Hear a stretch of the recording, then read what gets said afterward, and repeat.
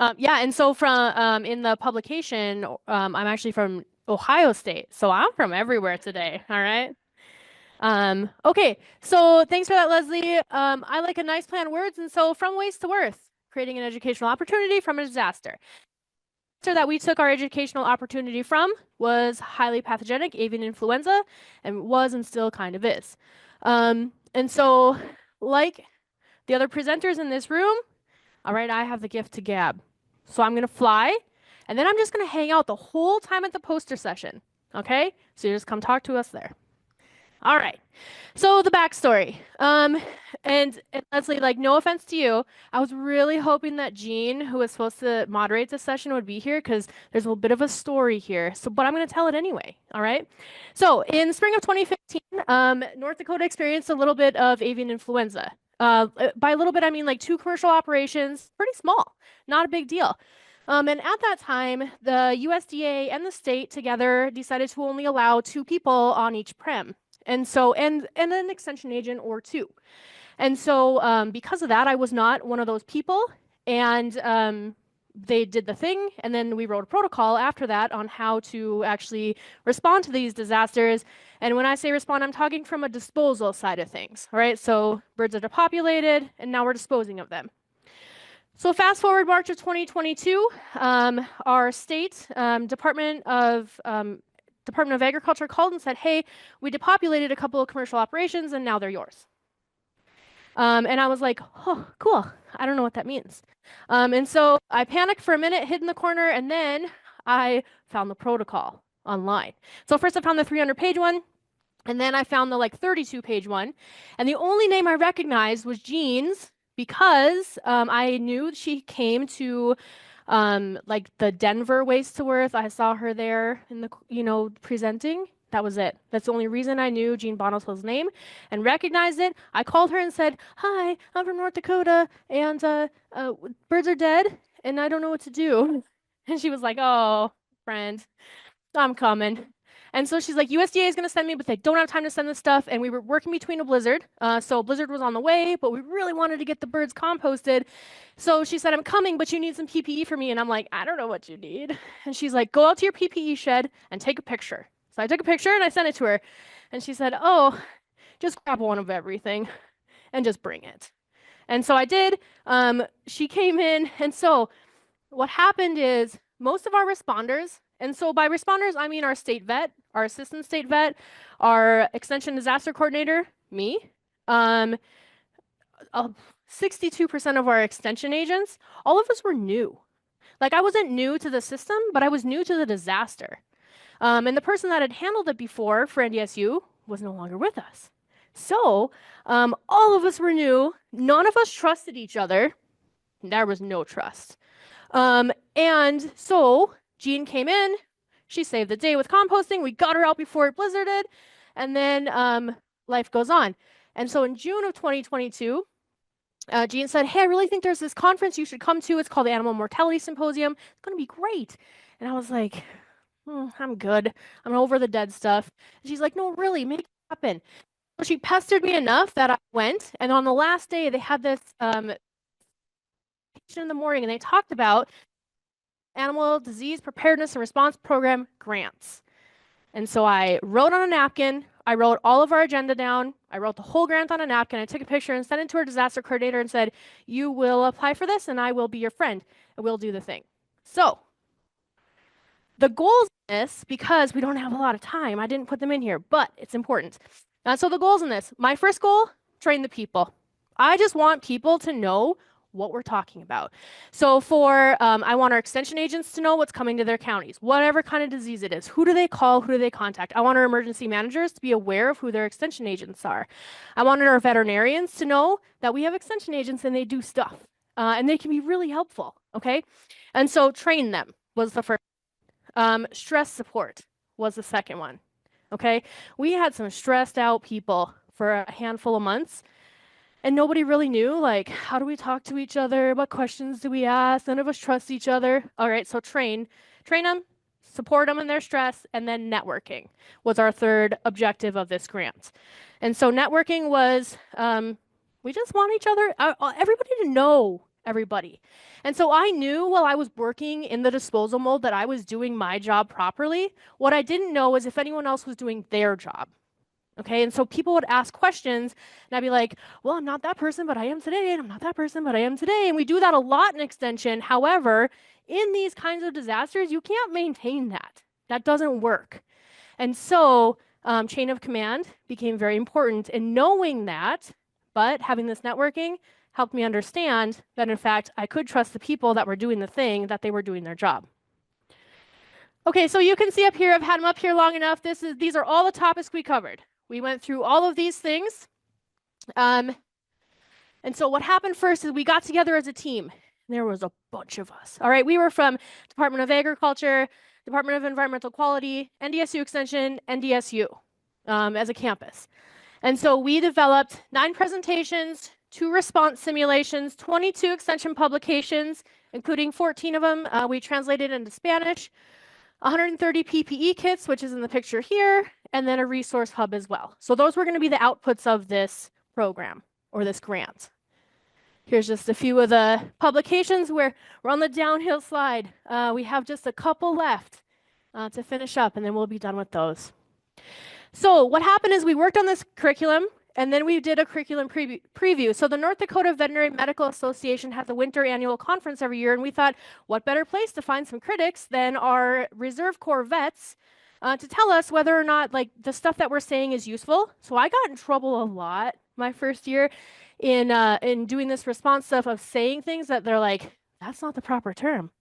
You did not say that correctly. All right. And it mattered. And so I'm like, these people are going to tell us if we've got it right.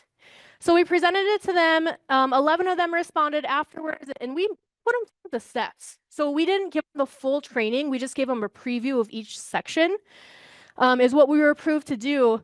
And one of those, of course, we made them put on the PPE and take it off. And a lot of them said, like, we haven't done this since we were in vet school. Like, we're in the Reserve Corps, but we haven't had to really respond. And so, cool. They were okay with it. A total of 11 attendees responded to our follow-up survey. 100% agreed the training increased their confidence in responding. 91% indicated the materials were appropriate for the response. And so we're like, okay, if like they're kind of hardcore, they're like a really hardcore group, and if they say they're good, we're gonna keep going. So we took their suggestions and moved forward into our 2 trainings that we had. We did one in September, or June, and one in September of 2024. They were the exact same trainings, just 2 different times of the year.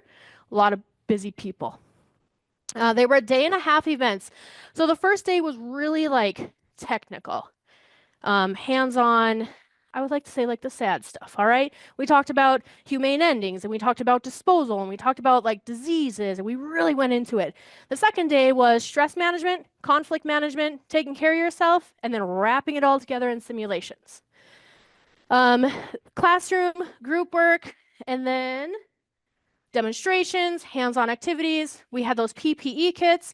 And so as the folks out off the trailer here, we squirted them up with glow germ and had them take their stuff off and stand together in a black room to see how they did, and talked about that. And then we wrapped everything up with a tabletop exercise.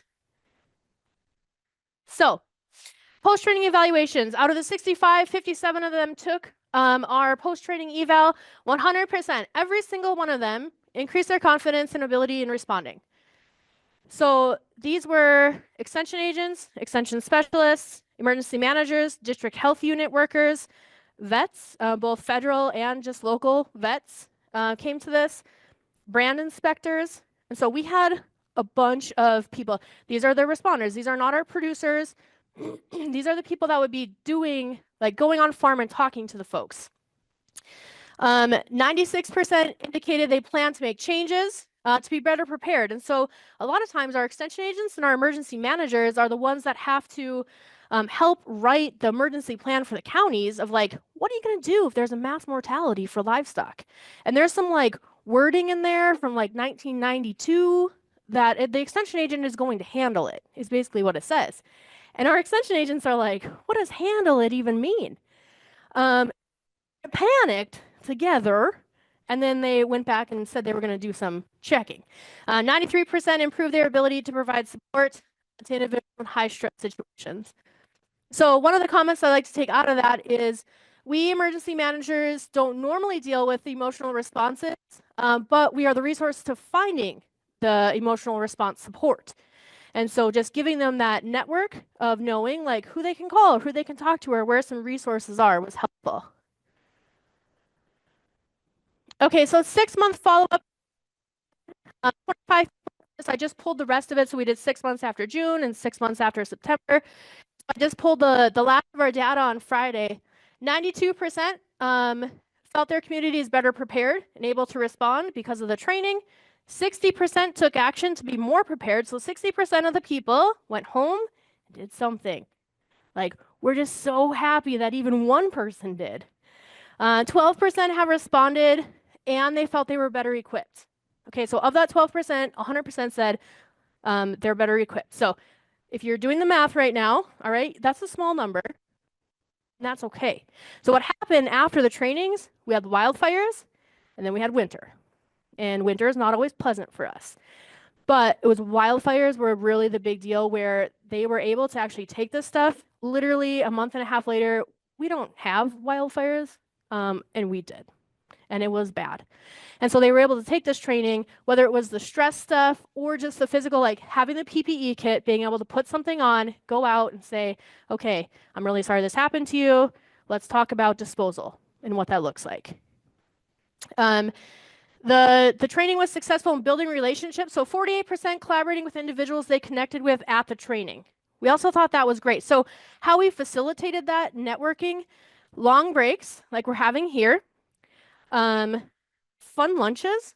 So we did like a food truck, which my support staffs were like, let's not, because it's hard to manage. And I was like, no, come on. All right, so we begged and pleaded and cried, and I called that food truck 17 times and was like, you need to show up.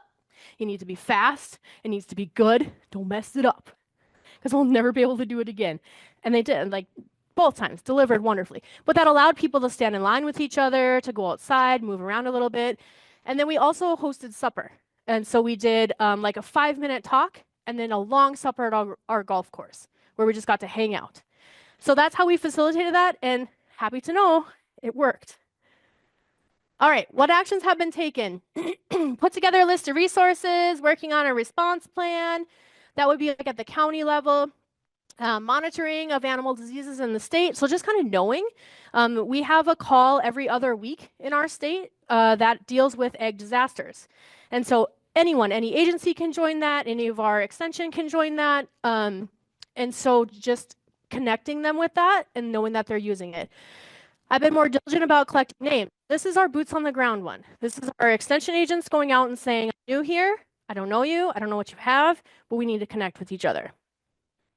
All right, future plans. We did a 1-hour follow-up discussion online, really just to grab those 65 people, bring them back together and say, what else do you need?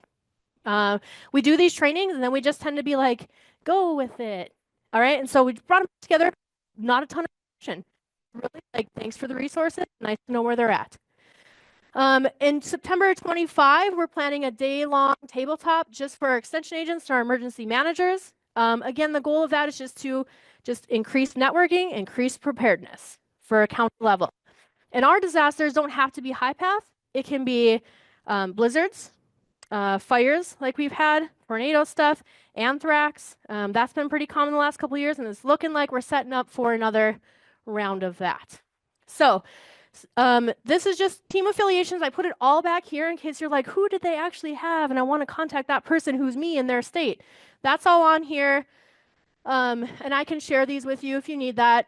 Our support staffs were awesome. And then we had people support our sponsor, the suppers and the lunches and the snacks. Like, we did really good food to get people there and happy and to talk. So North Dakota Lamb and Wool Producers, North Dakota Livestock Alliance, and the National Pork Board. And so Marguerite, we actually get to hear from tomorrow, came in to North Dakota and talked to our folks